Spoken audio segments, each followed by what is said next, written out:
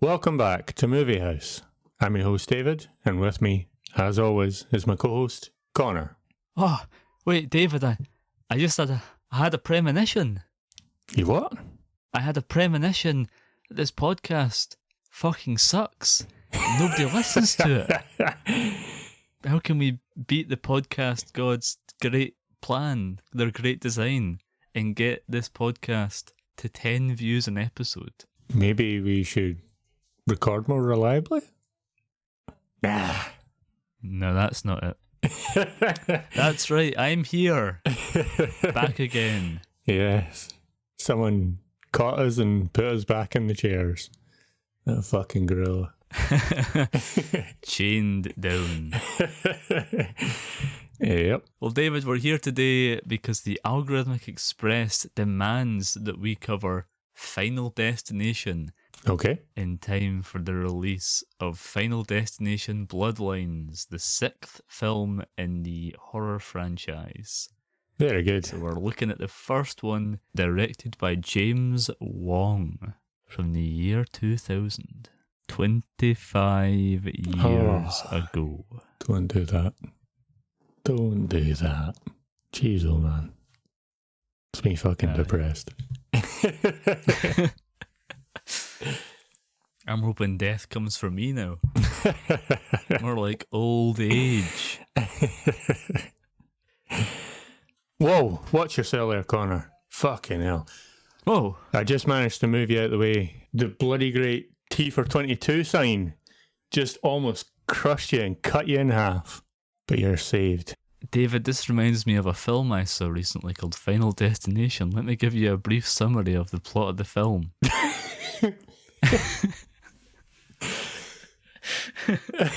I love it. Natural. How else? How else could I go from that? The year is 1999. Yes. And a group of American high school students are getting ready to board a flight to Paris, France. Mm-hmm. When one of the students on the plane has a premonition, a vision, if you will, of the plane exploding and all of his classmates, including himself, being viciously killed. He freaks out. He gets off the plane with a select few of the people who were on it, a teacher and 5 students. Mm-hmm. And they narrowly avoid death as the premonition comes true. One by one, everyone who survived the crash starts to die in weird, mysterious circumstances. Mm-hmm. And that's Final Destination. Very good. Okay, thanks for the summary. I'm glad I managed to remind you of that film. Well, you saved my life just a moment ago. I know. Whoa! I just had to pull you out of the way of another falling sign. It's the giant gorilla. Did that remind you of the plot of a film, David? Do you want to tell me about the film Congo? I don't remember anything about the film Congo. Tell me about the film King Kong, as I saved you from that falling gorilla. Well, Connor. David, I'm going to go through the deaths in the film. Okay. First death. Todd chokes in the bathroom.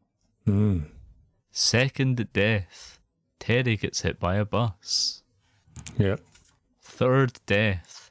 Miss Luton's computer blows up, which sets her house on fire and sends a shard of computer screen into her throat.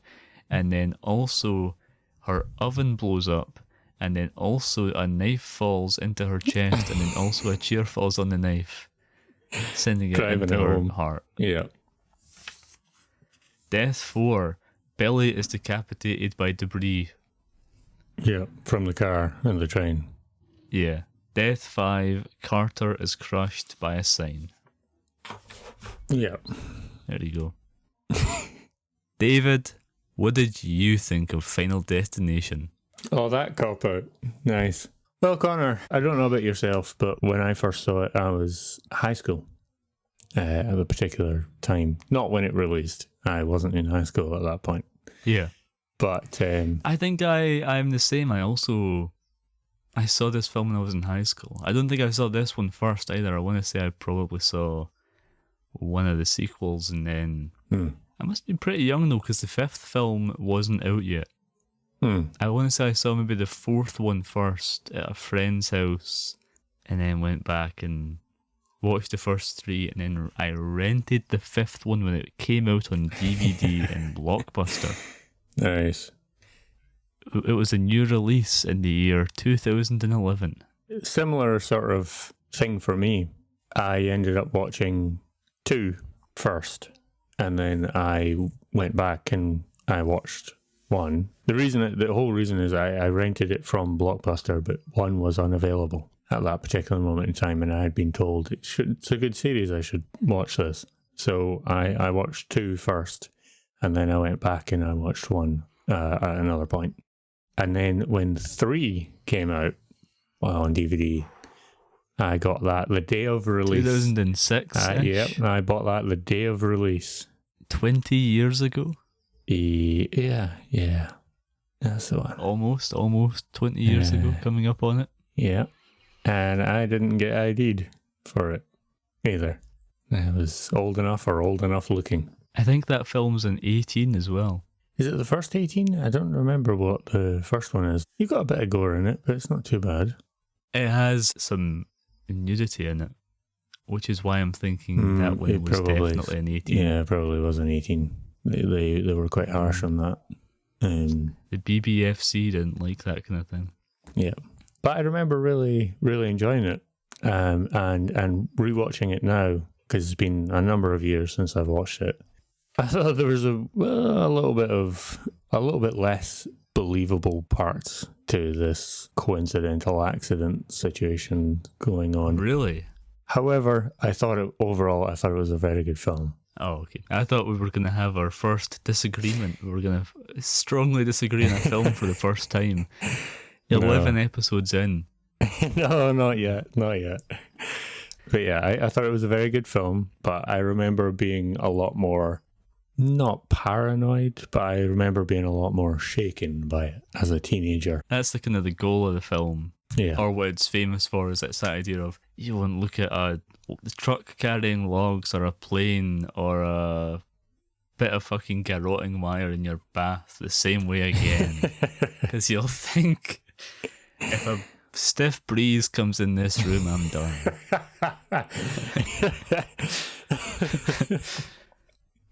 Basically, yeah. Yeah, I loved this franchise as a teenager. I used to rewatch, like religiously just rewatch the films. Right. 4 was the only one I never owned on DVD. I always had 1, 2, 3, and 5. Right. 4's the worst one. Yeah, I agree with that. Often like the kind of thing where you put a film in the background, you know? Yeah, aye. You get that kind of musical sting where you think they're going to do a Final Destination on someone, and you're like, well, I'll stop what I'm doing and I'll watch this. Yeah, and then ignore the rest for a bit. Aye. Like, I've got another 15-20 minutes before the next death. Yeah. But one thing I did notice in rewatching this one, I don't know how much we're going to talk about the sequels and the franchise as a whole, but much less emphasis placed on cool death sequences. Yeah. It's more of an idea that death is kind of lurking around every corner and it could be in any aspect of your life. It's not like... Also, most of these deaths happen in privacy. Mm-hmm. It's in your home is where death comes for you. Yeah. Usually in the other ones, it's a lot of... Public. They're moving a big pane of glass in the city and it falls on a boy. Yeah. An explosion happens next to a chicken wire fence and it cuts a guy in half. Yeah. Your arsehole gets sucked out in a public pool. Oh my God. Remember that one? Yeah. Fucking hell. That's the 4th one, alright. But I just... A lot of this one, it's like, you know, you slip and fall in your house. Yeah. Death has come for you. Yeah, I see what you're saying about that, and I think that in this one especially, death is much more of an amorphous shadow and things like that sort of cuts around, and death's like an entity.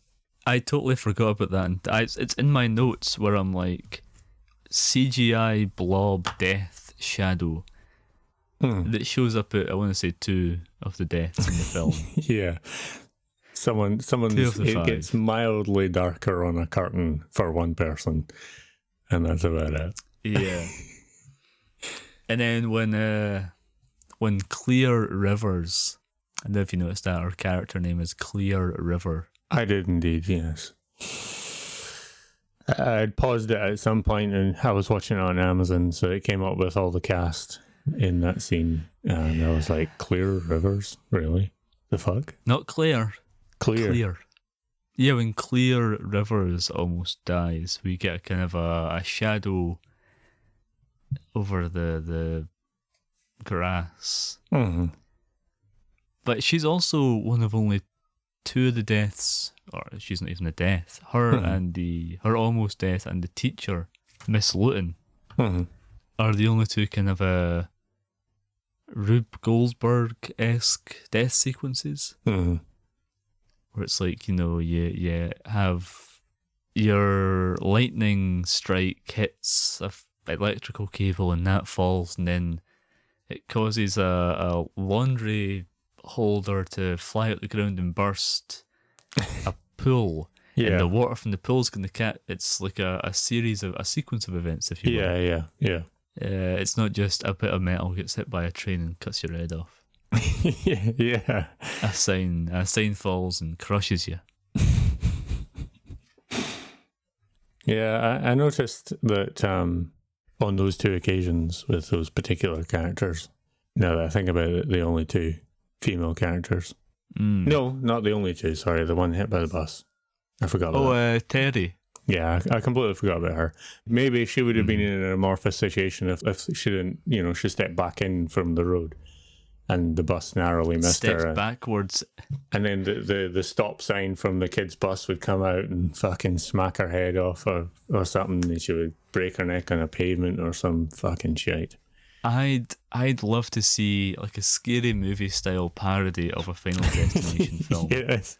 Where it's like the most ridiculous deaths imaginable. And you have death just be like a guy in a shroud costume getting more and more aggravated. Yeah, that would be pretty good. I'd definitely like to see something like that. I can't see it happening now. Oh, we'll see how maybe successful the 6th film is now that we're doing kind of a reboot. Okay, David, it's time for a new segment. Oh, I don't usually like this. Historically, that's been bad for me. This segment is called How Would You Survive? Okay. I'm going to go through each of the deaths, and you're going to tell me how you would have survived. Okay. Okay, so our first death is Todd, friend of Alex. Slips and falls into his bathtub, and a fucking washing hanging wire wraps around his neck multiple times, and also the bathtub's slippy, and then he falls in the bathtub and it's choking him to death. How would you survive? Well, I would probably at this point look at using the distinct ledge that the bathtub actually has right around the elbow sort of area, which is a very secure place you could just sort of go with, just pop your head up a wee touch, take that strain off your neck and just unwrap the wire. It's actually quite an easy one to avoid with him.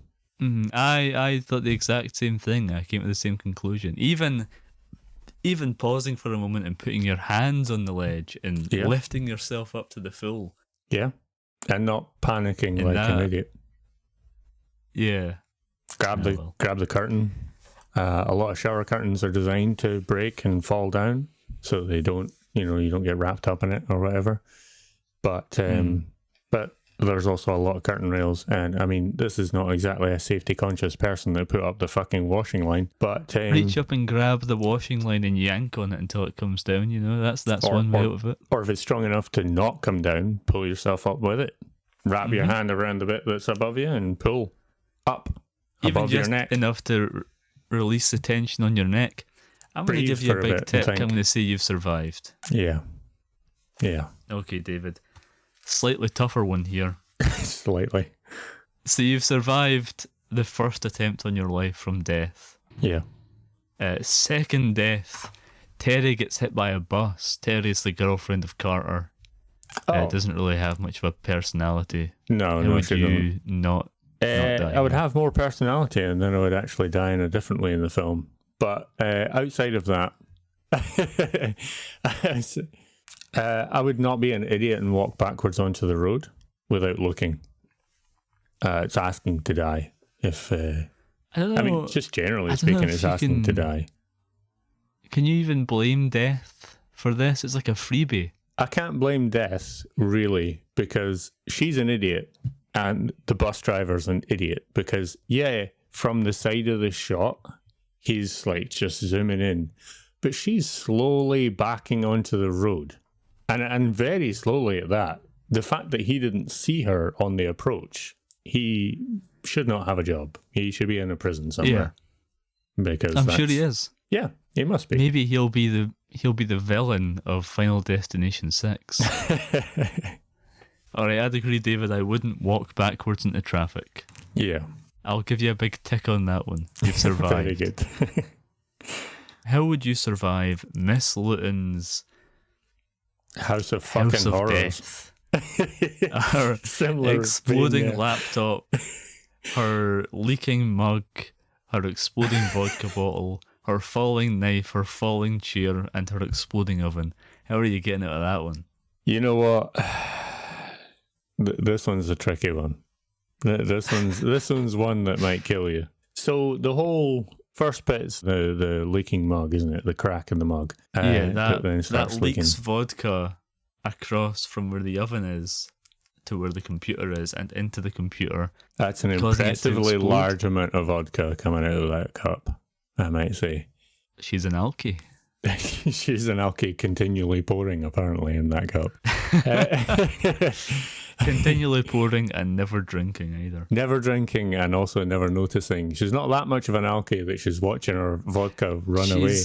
She's such an alkie that she's not noticing the level of liquid in her cup is going down even though she's not drinking anything from it. Yeah. She's snookered. She's out of it. Yeah.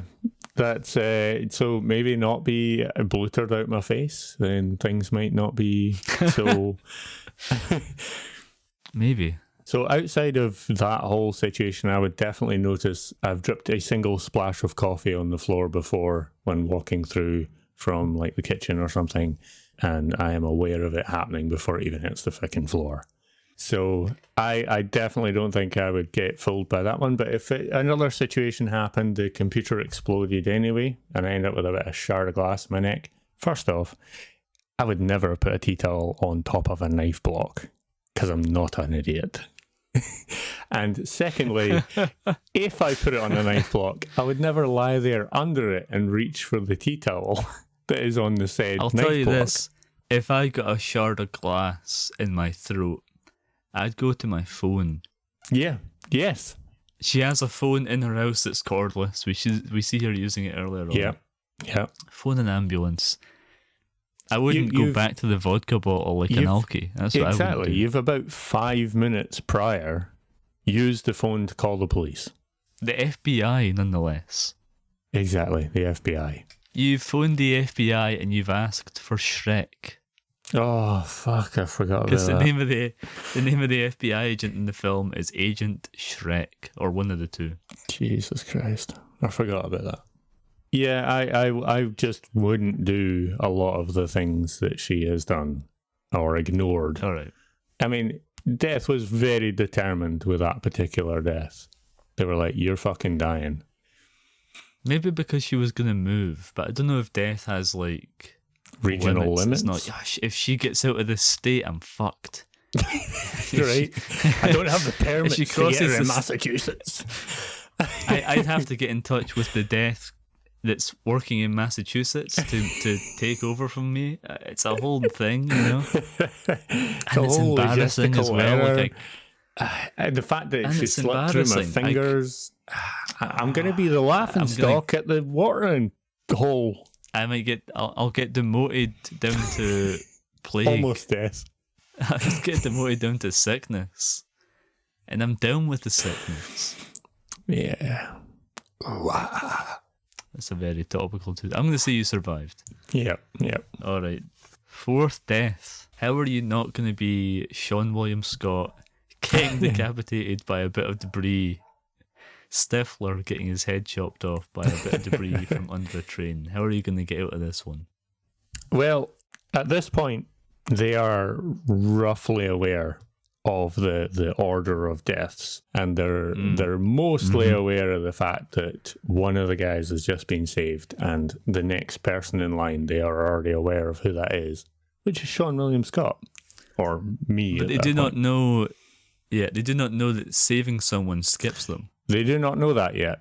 However, because Sean William Scott says he's going to stay away from Carter because he's next. Yeah. By backing into a train. If he was any closer to that train, the train would be trimming his hair, and he's got short hair, right? If he was any fucking closer to it, it's asking for problems. Yeah. You would not walk that close to a train looking at it, let alone, again, backing up. Like, backwards walking towards danger is just insane. So I wouldn't be in the position or the place that he's in where that particular bit of shrapnel gets kicked up and thrown. Another point is, well, you already know about the fact that there's a lot of bits of car cutting around. Why would you be anywhere near you that? saw a car get destroyed by a train, of course. Exactly. Why would you be anywhere near that? Aye. The train at any point could start derailing as well. That's a very frequent problem when it comes to trains hitting things. They frequently derail, albeit, this is a small car, it's less likely, but if there's a big bit of it, like an axle or something, and it bounces a bit of the train car off, that could just quite easily just flop onto its side and wipe you all out. I'd be moving very quickly in the opposite direction. If I want to get away from Carter, fine, but I would be beelining it away from the train and away from Carter. I'm going to say you survived. Very good. I would do the same. I'd get the fuck out of there. Yeah. A bit of a tougher one now, David. Yeah. The final destination, the last death in the film. There's a sign swinging down from behind you that you are unaware of. Well, or you're unaware that it's swinging back. I was going to say, I'm going to go along the lines of, I've just saved someone from a swinging sign, right? Yeah. You don't know that it's swinging back very much. No, I know, but I am aware of how a swing, a pendulum, pretty much everything else that's attached to a cable works.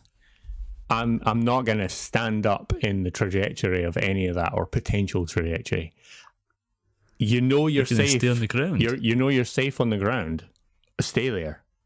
Lay there. Talk to him. Look back at the sign that just missed killing essentially both of you at this point. Look back at it and see what it's doing before you get back up, and then you won't get wiped out by the sign. I think this one would get me. Yeah, I think this one would kill me. I think I'd be like, fucking hell, look at that. And then it would get me. I'd be dead. Yeah.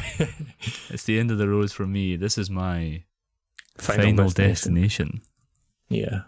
Congratulations, you've survived. I'm not gonna lie though, I might have died at the point where Clear Rivers doesn't die. That one might have fucking wiped me out. Oh, there's no death there, so it doesn't count as part of this segment. Right, but good. I think we can agree we'd both be dead. Yeah. That's the end of our segment.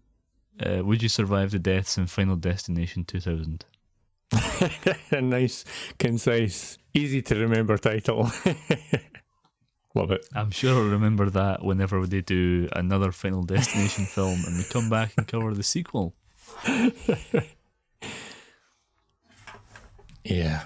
Or all of the sequels, if we're really masochists. 2, 3, 4, 5, and at that point, 6. Bloodlines. That's the 6th one. Yeah.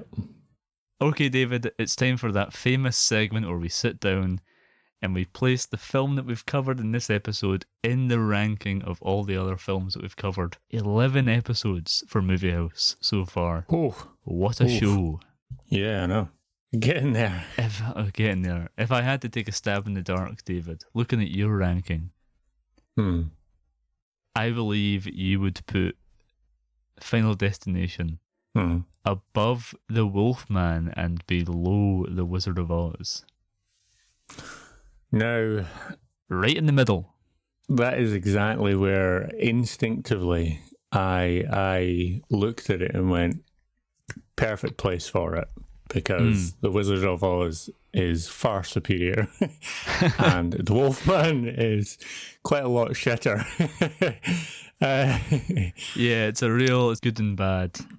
Oh, Yeah. maybe not bad. I wouldn't say Wolfman not was bad, not bad. The Wolfman's not bad, and yeah, Terrifier's alright. Yeah, Terrifier's alright. I then started like second guessing some of my ranking, but I think I'm going to hold with that, and I think I'm going to legitimately place Final Destination 2000 at 6th place, which is between the Wizard of Oz and where the Wolfman is at the moment. So I'll bump that down, which I believe, Connor, Yes, then means that Joker 2019 is 11th. I think it does. Okay. I'll double check with our fact checkers.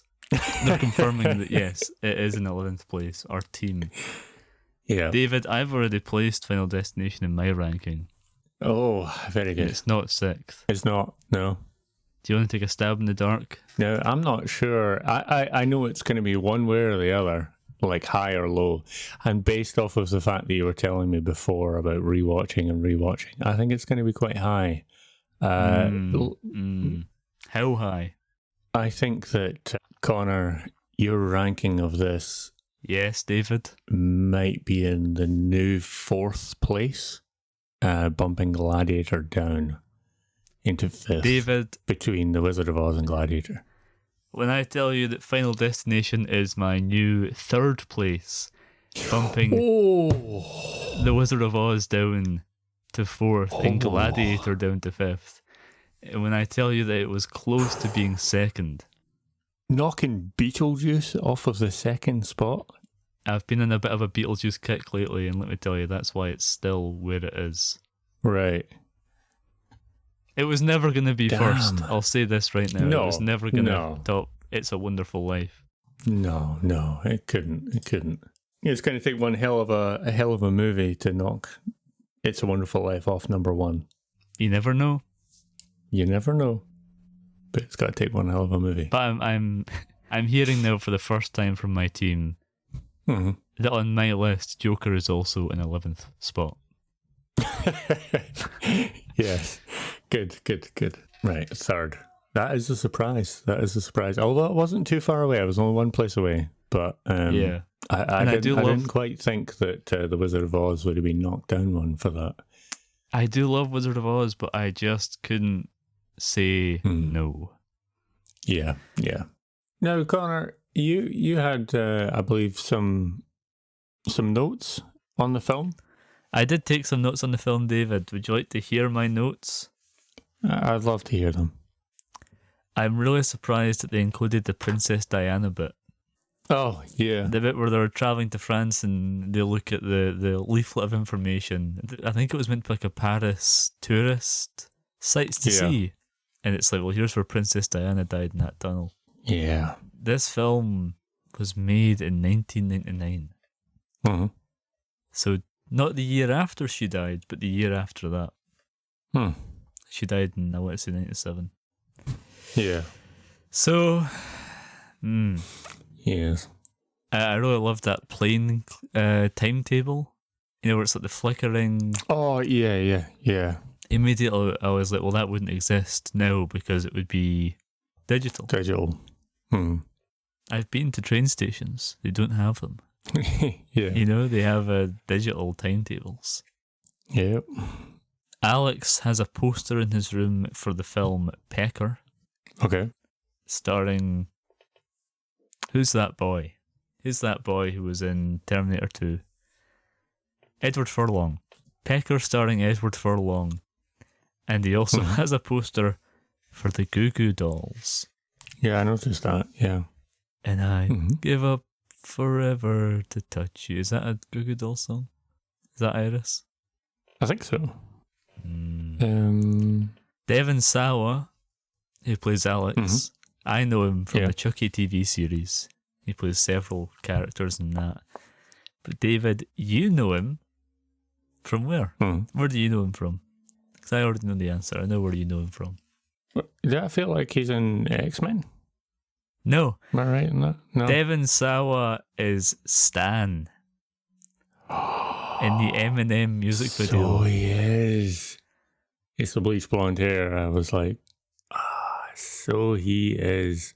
Yeah. Oh, you were right. That is exactly where I know him from then. Fuck. It's time for David's Cancelled Corner. Oh, no. Which cast member do you think is on David's Cancelled Corner?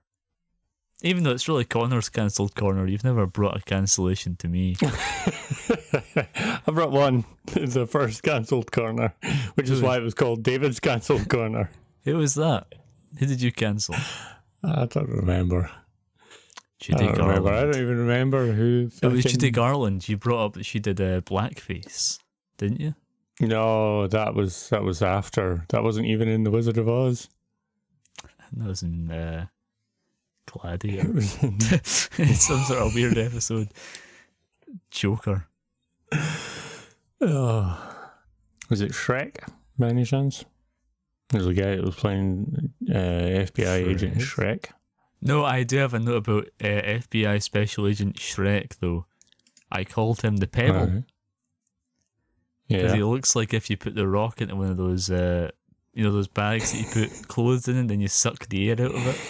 What's that called? Vacuum seal. Vacuum. Yeah. If you vacuum sealed Dwayne The Rock Johnson, you'd get FBI Agent Shrek. Yeah. No, it's not. It's not Agent Shrek, David. It's Ali Larter. Ali Larker? She played Clear Rivers. Oh, right. Her. Really? What's she cancelled for? It was around. Do you remember the show Heroes? Yeah. Ali Larter was in Heroes, and her was played by an actor named Leonard Roberts. Okay. He played the role of D.L. Hawkins, a blue-collar worker who gains the ability to pass through solid matter. This is editing corner here, just adding some clarification for this cancelled corner. Basically, the entire story boiled down to that actor got killed off between seasons in the show Heroes, and believed it was due to Ali Larter, who played his character's wife, having an issue with him because of his race. That's the whole thing. Do your own research on this, look into it yourself if you want, and form your own opinion. We really botched explaining what was happening with it when we recorded, so I'm just adding this note here. Please enjoy the rest of our episode on Final Destination from the year 2000. Dear God, fucking molehill. David, do you remember what the in-flight movie was? I do not. No. Stuart Little. Was it? Nice. I have in giant capital letters here in my notes, pre-9/11. Because all the stuff that happens at the start of this film, where people are like sweating nervously and trying to jump off planes, and they're like, well, I guess we'll have to hold that sweaty, nervous person, try to get off the plane in the waiting area for 15 minutes while the plane takes off. Nah, mate, you'd be in a fucking cell. And the plane would be grounded and they'd be moving everybody to a different plane. Yeah. Yeah, exactly. While they comb that one for a bomb. And while they comb your naked body for a bomb as well. Especially in America. Inside and out. Yeah, I was kind of thinking that myself. I was like, wait a minute, this is very lax security and just like blasé about international flights and all that pish. Nah, mate. Someone has a premonition now about a bomb, then yeah, you're fucked. That's you for the next 6 months in a prison while they... At least 6 months. Well, they twizzle a metal detecting wand up your ass to see if they can find a fucking bomb. Even if they don't, that's you for the next Yeah, well, you've years. wasted police time and TSA's time and all that kind of stuff, so you'll be getting charged for all that. I'm sure they charge you for terrorism for a fake bomb threat as well. Yep. And then they'll also charge you for the fact that they grounded the plane as well. They'll bill you for the fact that the plane was grounded. So you're probably walking out of there about 2 to 3 years later with a prolapsed ass and about £600,000 of dollars of fines. And you can never fly again. Yeah, exactly. It's especially prevalent, I guess, because this film came out in the year 2000. If it was just 1 year later, everything changed. Yep. Speaking of 9/11, I love that effect, the plane blowing up in the background. Yeah. Where you're focusing on the foreground and then you see Sean William Scott, Stifler, looking at the plane and it blowing up and then taking out I don't think that would happen in real life. I don't think the glass would break. It depends on how close it is, I think. It's pretty far away. Yeah, that would have to be quite some explosion for that. But I like the effect. Also, it shatters the glass but doesn't affect the hearing of anyone there. Yeah. When they're being interrogated by Agent Shrek and the other guy 10 minutes after the fact, they're not like, huh? Yeah. Are you saying? Yeah, exactly. Also, with that being like floor to ceiling windows, right, high up, right in front of where the airport planes are taking off and planes are approaching the airport, that is going to be like some triple, quadruple glazed glass. That is going to be, you could drive a car into that and you probably wouldn't go through it. So, yeah, that would have to be a very close explosion, I think, for it to actually break those windows. But I never know. Budget cuts and all that bullshit. Lack security then. Maybe it was single glazed and they were just like, nobody's tried it yet. No one's flicked the glass harder than when they were trying to flick a bogey off their finger or something. Who would want to attack an airport? Doesn't make any sense. Right. People are coming, people are going. Nobody's stopping. Yeah. The FBI agent who's not Agent Shrek, the other one, is played by Daniel Roebuck. Okay. I saw him recently in a film called River's Edge. River's Edge? I don't know that one, I don't think. He plays a teenager who kills... It's like part of this friend group and he kills his girlfriend. Right. Who's also part of the friend that's an group. Older film. Only about a teenager. 91, I want to say. All right, okay. So like 8 years prior to this. He's a teenager, as opposed to the FBI agent, the senior FBI agent from Agent Shrek as well. People used to age faster than they do now. They really do. But River's Edge also stars Keanu Reeves, Dennis Hopper, and Crispin Glover. So, all right, nice. Well worth checking out. Yeah, I don't think I've seen it, but I'll have to give it a watch at some point. I have it on Blu-ray. Of course you do. Isn't it great that these teens have acne? Oh yeah.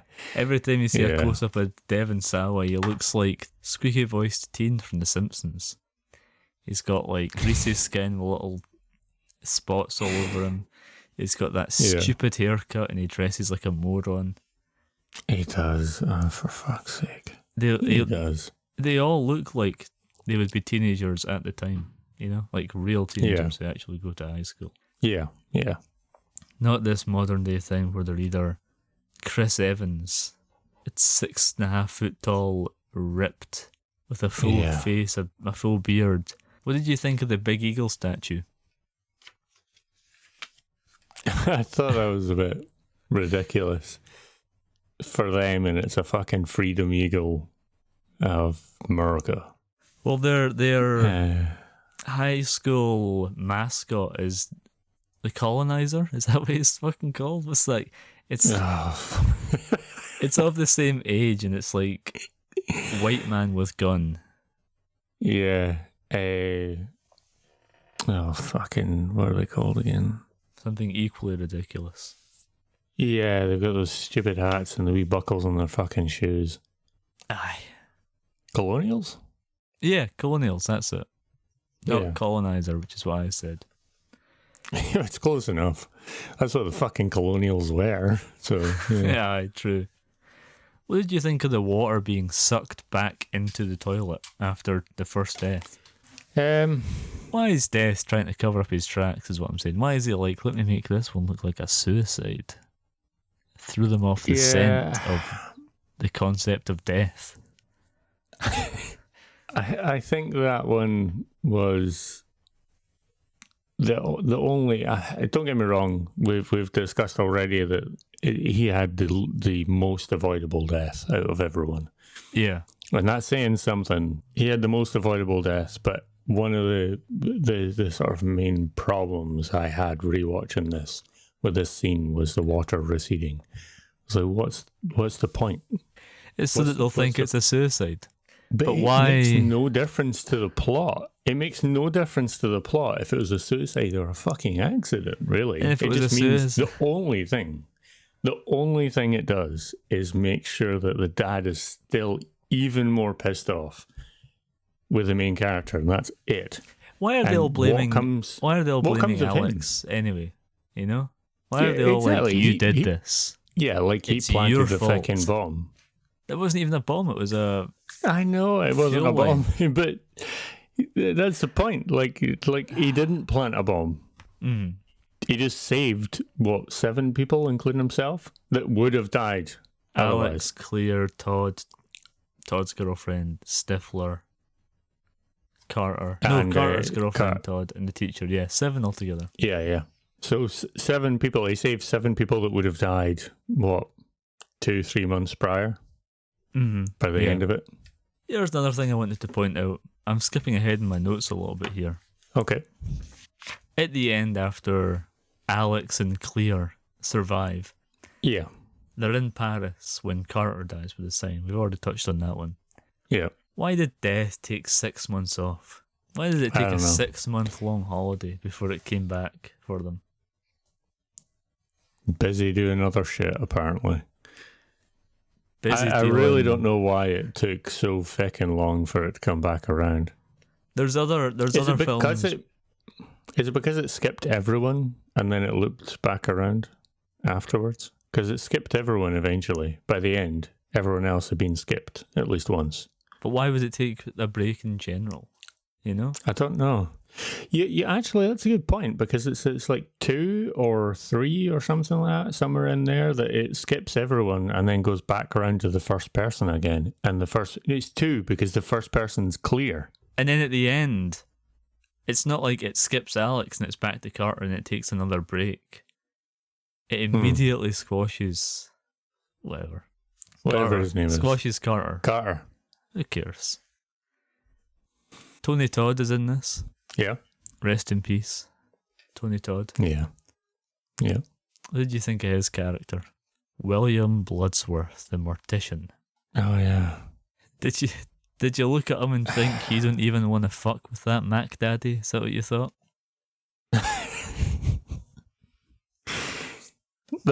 No, that was not in the forefront of my mind. That's a line he has in the film. That's why I'm saying it. Yeah. I'm not sure. I think that, I guess him being there and him being either the weird guy, the weird mortician that's just sort of there, / I don't know, Death's physical representation of a human. He might not be, but he seems suspicious. And in 2, he comes back again, I believe. He is in 5 as well. Yeah. Physically as William Bloodsworth. He's confirmed to be in 6 as the same character. Nice. I think Okay. it's the last thing he filmed before he passed. And Right. he is in 3 as You know the roller coaster they go on with the big devil? Mm-hmm. He's the voice of that in 3. All right. Because 3 takes place in a different state. 1, 2... It does. 1 and 2 are both in the same state. Maybe 5 is as well. Who knows? He's not in 4 at all, though. So he's not in... that's the shit one, so it is what it is. The Final Destination 3D. Oh my god. Yeah, I forgot about that. I think that with 1, they were still making decisions about where they were going to take this and exactly how like death and its representation was going to go. And I think because of that, they kind of went with an amalgamation of a few things, and him being a potential possible option sort of put out there. I think the idea is good, but I wouldn't say the execution wasn't good either. I just think the weird amorphous shadow doesn't need to be there while you've got this guy as the potential like death himself or whatever you want to call him. There's the wind as well. In the wind, yeah. You don't need 3 representations of death in the one movie. I know it's a movie all about death, but you don't need 3 representations of them. Pick 1 or 2 and just go I would with say just go with William Bloodsworth. Just go with the Tony Todd character. Yeah, I would prefer that. I would prefer that he just sort of is randomly. I don't think he is death. I think he's maybe like no, I don't think so. Being a mortician, he maybe just knows more about death, or he has more of a bit of an insight character that's just there, and maybe he's has read into a little bit. Yeah, maybe. There's a Trent Reznor song in this film. Mm-hmm. Yep. Just had to point that out. Clear Rivers, right? Clear rivers, not clear. Her whole rant about her dad died and then her mum remarried some other guy who was horrible and all that. And she's like, fuck death. Death didn't have anything to do with that. No. You're talking about life. Yep. Also, I'd like to, while we're on the topic of clear rivers, do you recollect a particular point in the film, or the particular point in the film, where Clear Rivers is someone who doesn't really know Todd? Not Todd, Alex. Alex, yeah. They're in the same year, they're aware of each other existing, but they don't know each other that well. She specifically says they'd never spoken a word to each other. Precisely, right? And then just skip forward about 35, 40 minutes into the film, and Alex, for whatever reason, he's on the ground or some shit, getting like bowled over by police or something, right? And she literally runs over to him and is like, "Are you all right, baby?" Yes, I noticed this as well. It's the train scene. Yes. It's after she says, "We need to go, babe." That's like, the first time. Yeah, that's it. No hint of a. There's no arc there. That all happened off screen or something. It didn't happen. Yeah. Yeah. Oh well. And the last thing I would like to point out, I'm gonna the one person I guess I'm gonna rag on over is Clear Rivers here a little bit. How the hell does she have an unoccupied house of her own? An unoccupied house and a cabin. And a cabin. You're right. She's got 2 houses and she lives alone. And she's a fucking high school student that does the odd bit of welding art. If I could, in relation to the cabin, if I could quote Alex, rusted, tetanus. Speaking of the train, by the way, there's no possible way in hell that Alex and Carter didn't get killed by that train. Oh, yeah. So me and my wife watched this, and she was mostly playing a game on her laptop. But she was sort of like listening along and occasionally looking at it. And then when it came to the train scene, she was like, "They're both dead. There is no way in heaven or hell the train is that fucking close to them," and they got away from that. He is pulling Carter out of the window when the train hits. Yes. He's just got Carter clear of the window and the train hits, and it's like, well, they were over there, don't worry about it. I feel like Kathy Bates in Misery when she talks about seeing the Rocketeer or whatever. And she's like, there's no way you could have got out of that car. There's no chance. Yeah. How did Alex get his name cleared? If he's wanted by the FBI for killing his teacher, there was his fingerprints on the murder weapon. The prints of his shoe were caramelized in the blood from the fire. And then he saves Clear Rivers, and 6 months later he's in Paris. Yeah. The police That's had a a good question. manhunt for this guy because he was the killer. Yeah. Yeah, it's a good point. That's I have no idea how the hell he got clear of that one. I don't know, but then again, the FBI agents are thick as mince anyway. Shrek and the other guy. Yeah, they're thick as mince. They can't seem to they try and catch Alex as he's running towards the Clear River's house with the electricity wire going like a fucking, I don't know, tentacle monster. And, you know, they both like half lunge, but they don't even extend their arms fully when they try and lunge for him, because if they caught him, then they wouldn't be able to save Clear Rivers. Mm-hmm. All right. Like, what the hell? I think this is my last of the notes. Okay. What did you think about Death's little hints? I liked some of Death's little hints. I liked the fact that some of the some foreshadowing that was going on early in the film, because there was like what was that fucking? Was it Todd? Was it Todd's name from the Hustler magazine? No, it was the Is it the reflection of the bus that's not there? No, the one that was it was Stifler's death.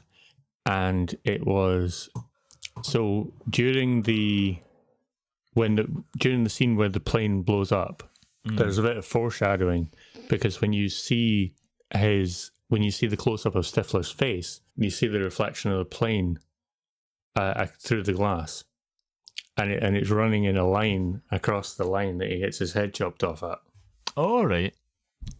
So you know, there's a line running along his face at that point, and that's the sort of, I like some of the more subtle, better thought out sort of foreshadowing that you really only kind of notice if you're rewatching it more than if you're watching it for the first time. Here's my thing, right?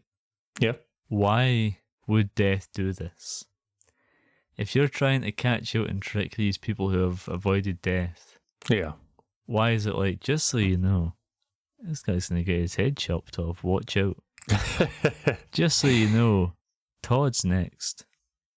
Yeah, just so you know, there's a bus coming. There's a bus coming. Buses are running late. Yeah. Also, the bit that pissed me off about the bus one with Carter's girlfriend. Terry. Thanks.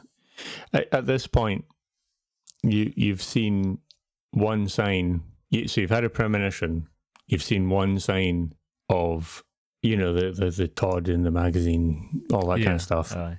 And you were like, fuck, I better go check on Todd. So you were suspicious enough of that sign, right? That you sprinted round to Todd's house, only to find him already dead and the police already there and the FBI already there, whatever. Mm-hmm. Why did you not say anything when you saw Carter's girlfriend walking backwards onto a road after having seen a bus?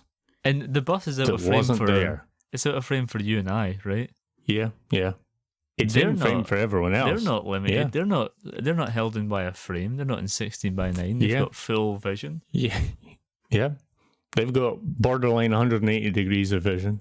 So yeah, they would see it trundling down the street at like a good fucking rate of knots.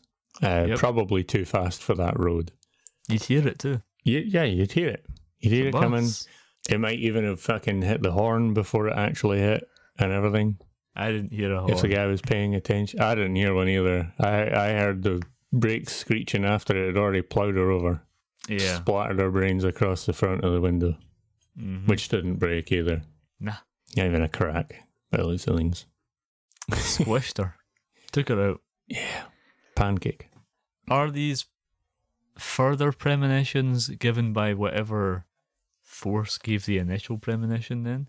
I'm not sure. And the weird part for me is the fact that a lot of the time it's Alex that's seeing the weird premonition, but then it changes to Clear gets some of them. Yeah. And I was like, just pick one. Like, if Alex is not in the right fucking spot to get a premonition, then he doesn't get a premonition, and then tough shit. Yeah, but why is Clear getting a premonition? Is Carter? Is Sean William Scott's character Billy Hitchcock? Are they getting premonitions and they're just not saying it? No. They're just fucking dead. Dead Todd and gets dying. one. Todd kind of gets one because he hears the John Denver on the radio. Yeah. And the teacher hears John Denver as well. Yeah. So she does. Oh well. How come... No, I'm not going to get into it. I was going to start talking about the sequels.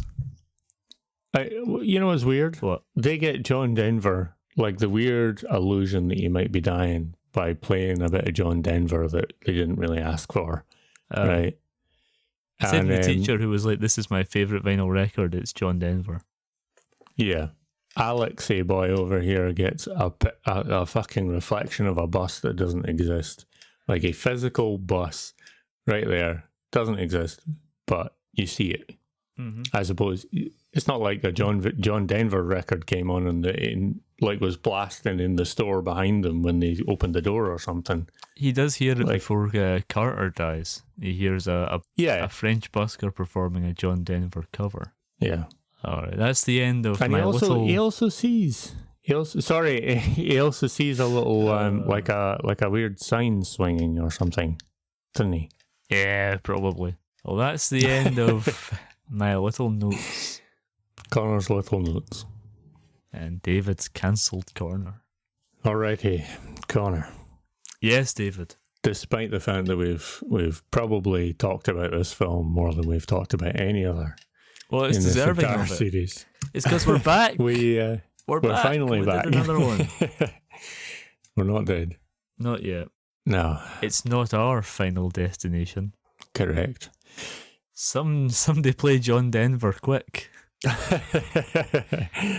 I did have one thing, David, before you take us into trivia. Yeah. This film was written and directed by James Wong. Yeah. Who directed 3 other films. Okay. Final Destination 3. Okay. The One, starring Jet Li. Right. And his final directorial effort, Dragon Ball Evolution. Really? I don't know if you've seen right. Dragon Ball Evolution. I have not, no. Neither have I, but that's the one where they did a Dragon Ball movie in the late 2000s in live action and set it in America with an all-white cast, or a mostly white cast. That's the one where Goku is an American high school student. Oh, that. I don't even... Right. I remember why I haven't seen it. I'm not even a Dragon Ball fan. I've not seen anything. Yeah. I've seen a couple. But I know enough to know that's nonsense. Yeah. Its rating on Letterboxd is 0.9. Oh, not even a 1. Not even 1 star. Deserving. Just for clarity's sake. Final Destination is a 3.2. Just for clarity as well. What's Joker 2019? On the Joker scale, where is it? 3.8. Oh, get that shit. You know what? Make a few spam accounts. We can get that lower. 774,000 people think that Joker is a 5-star film. Oh, fucking hell.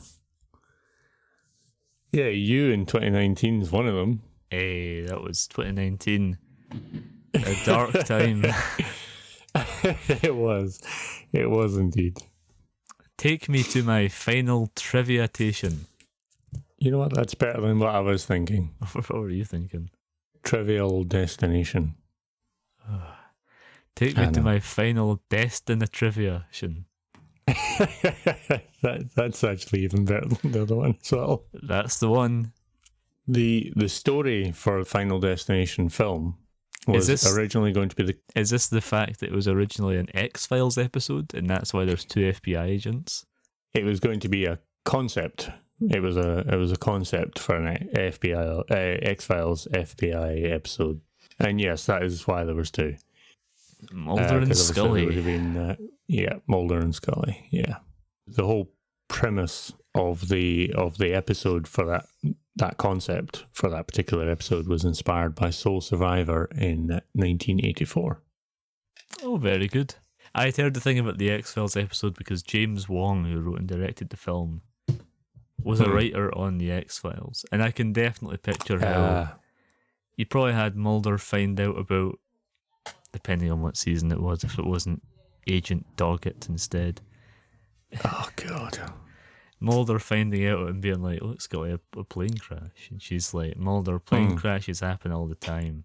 And then... And another Todd, reason for this is the only time it makes sense that Todd's would look like an accident and death sort of would cover his tracks in that sense, is so that Scully has something to be like, nah, it's just a suicidal prick. Well, I like the idea that they wouldn't even arrive on the scene and interact with the mystery until after Todd's death. Yeah. Mulder would be like, Scully, remember hearing about that plane crash? One of the lucky survivors ain't so lucky, and he'd slapped in the newspaper, and he'd play a bit of the X-Files theme, and it would show like plane survivor commit suicide. Yeah. Yeah, we should have been writers for X-Files. Let's do a new podcast where we talk about the X-Files. Oh, God, don't. All 11 seasons, 2 movies, 2 video games. God damn it, man. Okay, Connor. Yes, David.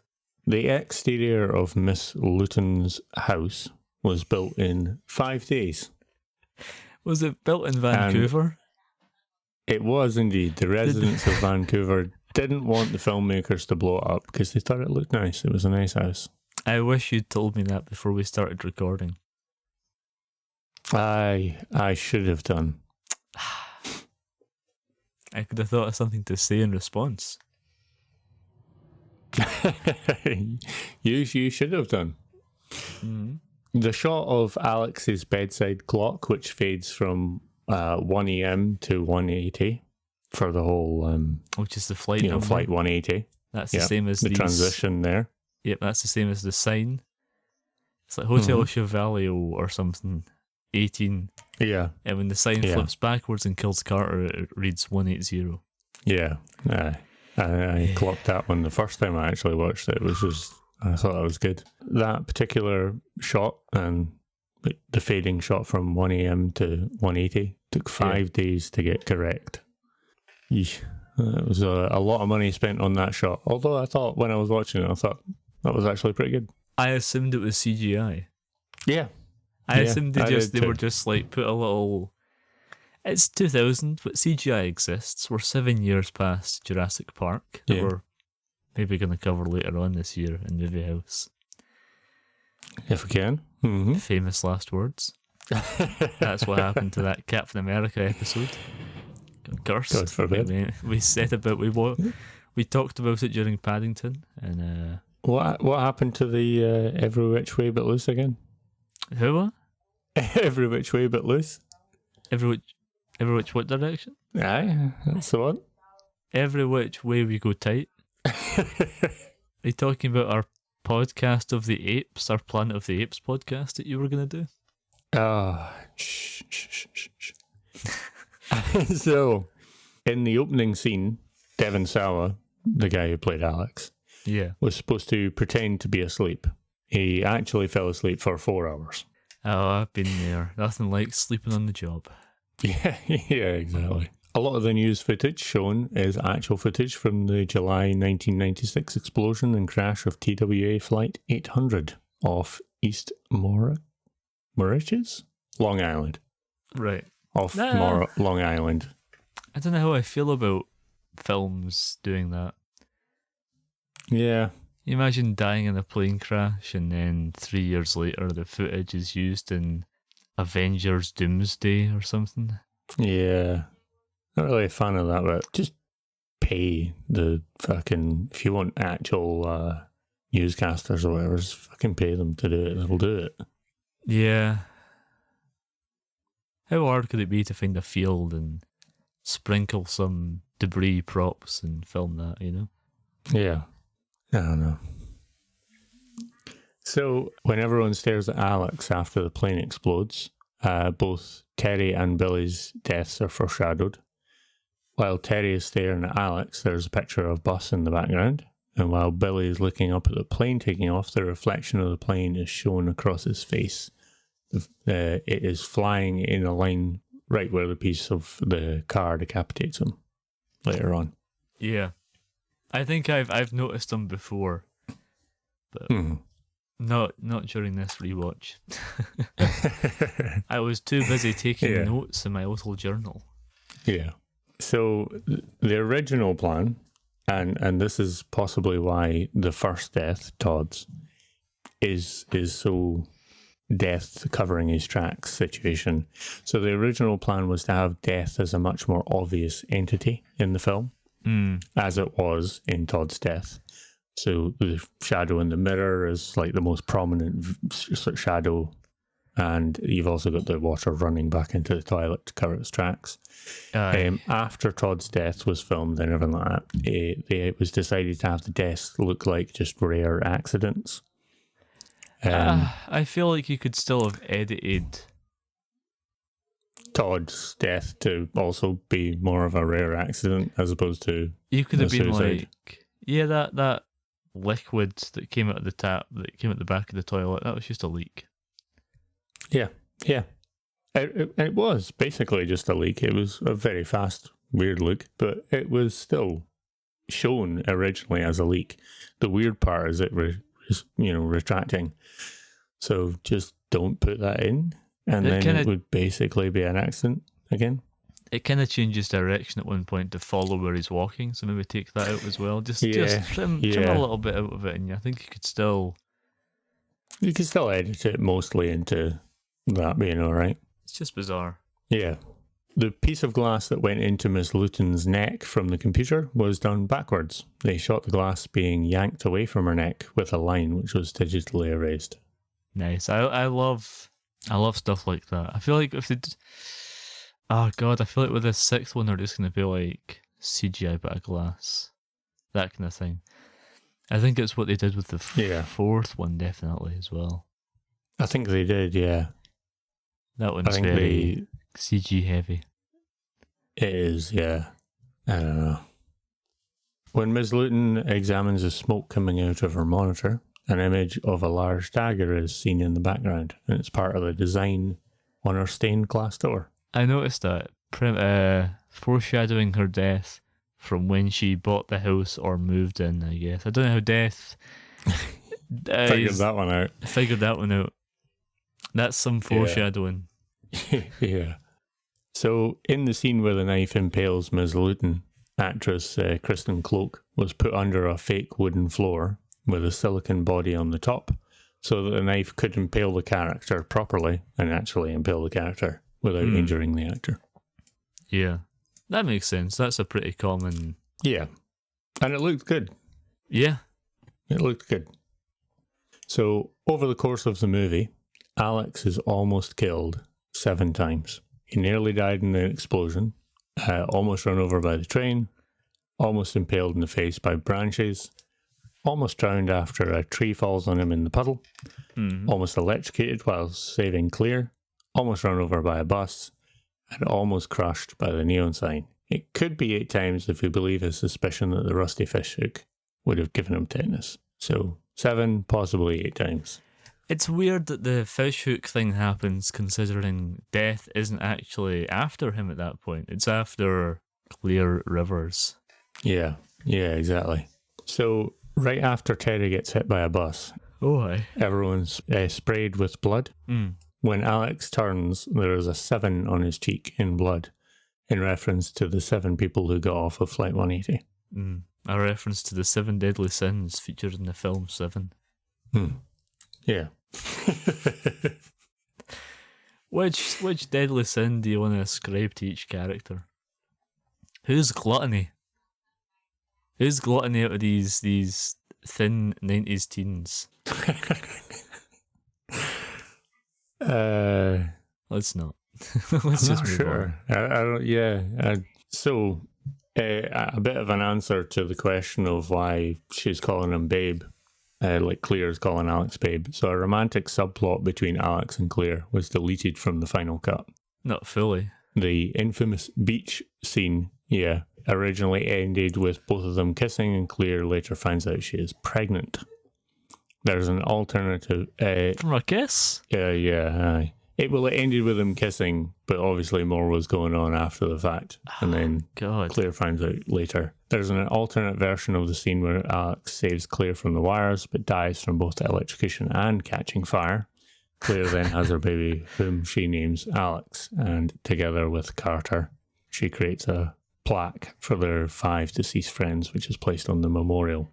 When Carter laments that Alex never got to see his son, Claire assures him that he does, and she feels Alex's presence every day. A romance between Alex and Claire without pregnancy is retroactively used in the sequel. Yeah, Devon Sawa doesn't come back for the second one, but Claire Rivers does. She's the only character to appear in more than one Final Destination, by the way. No, we've got the Mortician. Oh, yeah. In like almost all of them. She's the only person she's the only person chased by death that appears in more than one. She's of more than one, yeah. Yeah. Cut all that. Todd foreshadows his own death while aboard the plane. After Krista Marsh and Blake Dreyer ask Alex whether or not he would be willing to switch, Todd makes a choking/hanging motion towards Alex. Oh yeah, I guess he does do that. Yeah. Kind of. Just found a piece of trivia here. Oh, aye. All right, okay. So after Terry dies, the bloodstain on Carter's face looks like the number 5. So Alex is a 7, Carter's got a 5, and he's the 5th survivor to die after the death skipped him earlier. Yeah. I didn't see that at all. Me neither. I never saw that. I've never seen that one. I've seen the 7 before. It's kind of it's a 7. It's not. It's a bit of a 7. It's kind of an arrow shape. It's in a right angle. It's close enough. Yeah. Ms. Luton's conversation with the co-pilot to let the teachers back on the plane was completely improvised. Oh, very good. My last piece of trivia here. In the first draft of the script, survivors that get off the plane were 7 strangers. But due to teen slashers' popularity at the time, the survivors were changed to high school class. 2 does the strangers thing. Yes, it does. 4 does strangers. 3 is high school students again, and 5 is co-workers. So, yeah. Here they are. Here we go. And 6 we'll find out. Oh, well, we will indeed. Is that the end of trivia, David? That is the end of trivia. David, it's time for our segment, Letters in a... Oh, hold on a second.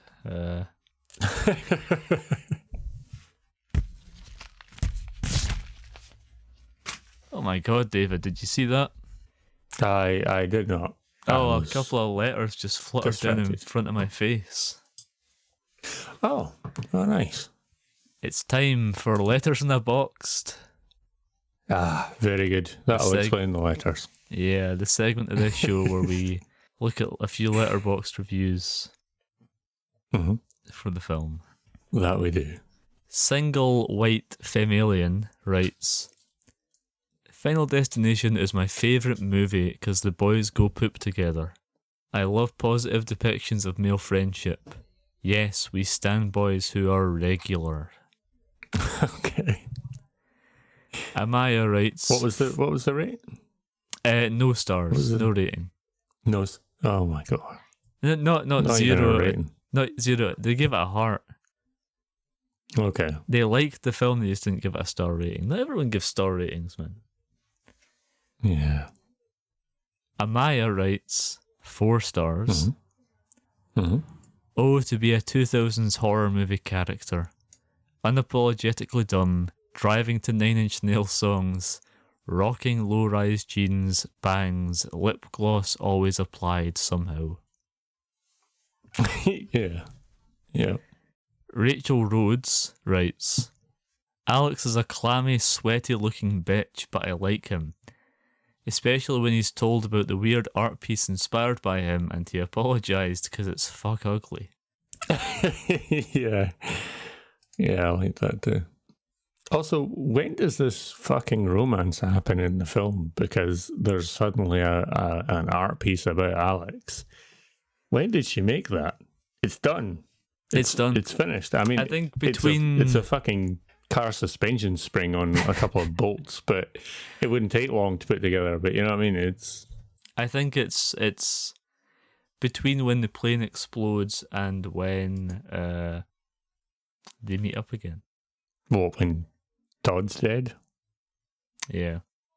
That's weird. I can see why it was cut. Partially. Big Screen Junkie. Mm-hmm. 2 stars. Okay. Writes, just your average Boeing flight. But I was rooting for all of them to die by the halfway point of this for making such a boring, stupid movie. Fair enough. And lastly, Just Juanga writes, 3 stars. Can we pretend the airplanes in the night sky are shooting stars? Yes. I tell you what, after recording another episode of this podcast, I really need a wish right now. Wish right now. Wish right now. Wish right now. You know what? I actually fucking like that. I like that song. Really? That was, yeah. It was way overplayed on radio. Yeah. Airplanes but I actually quite like that. Like shooting stars. I could really use that. No, I never really liked it myself. Not my cup of tea. Is it Tiny Tampa? Was that Tiny Tampa? Is it Tiny Tampa and Hayley Williams? It was B.O.B. B.O.B. That was it. B.O.B. With Hayley Williams of Paramore. Yeah.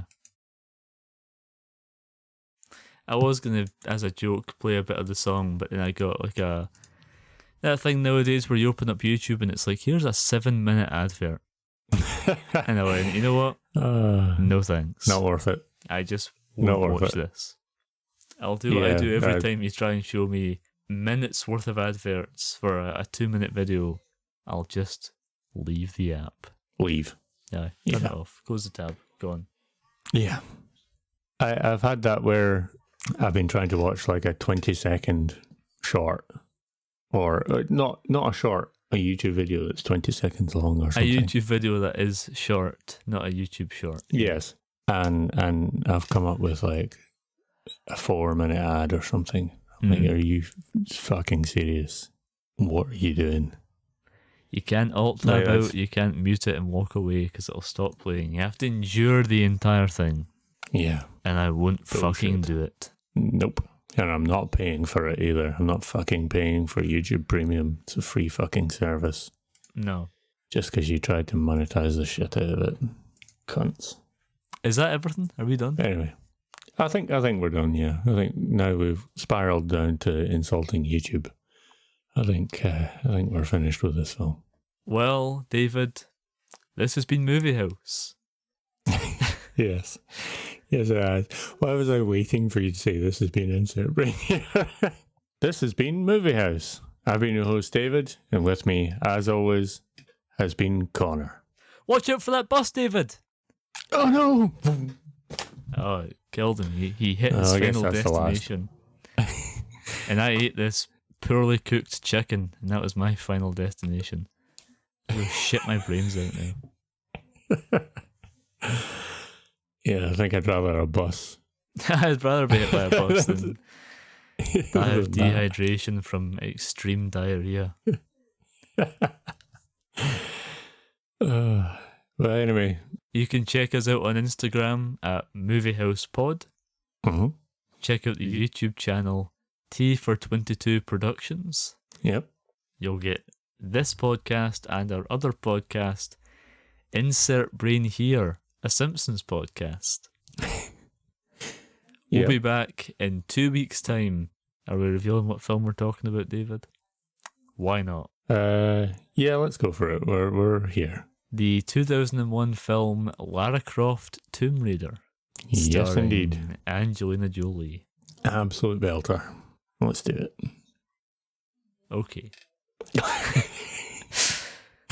Welcome back to Movie House. Today we're talking about Tomb Raider. No. God forbid. Is that everything? Watched already. Is that all we do? Yeah, that's okay. That's all from us. Tatty bye. Ta-ta. Bye.